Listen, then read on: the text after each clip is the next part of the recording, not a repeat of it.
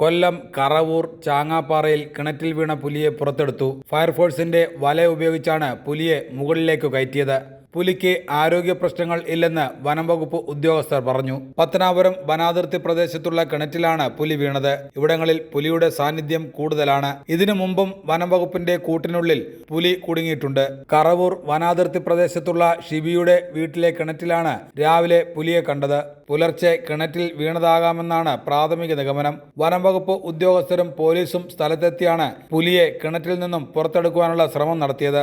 മയക്കുവെടി വയ്ക്കാനുള്ള സാധ്യതകളും പരിശോധിച്ചിരുന്നു. തുടർന്നാണ് വല ഉപയോഗിച്ച് പുലിയെ കിണറ്റിൽ നിന്നും വനംവകുപ്പ് ഉദ്യോഗസ്ഥർ പുറത്തെടുത്തിരിക്കുന്നത്. മണിക്കൂറുകൾ നീണ്ട ദൗത്യത്തിലൂടെയാണ് പുലിയെ പുറത്തെടുത്തത്.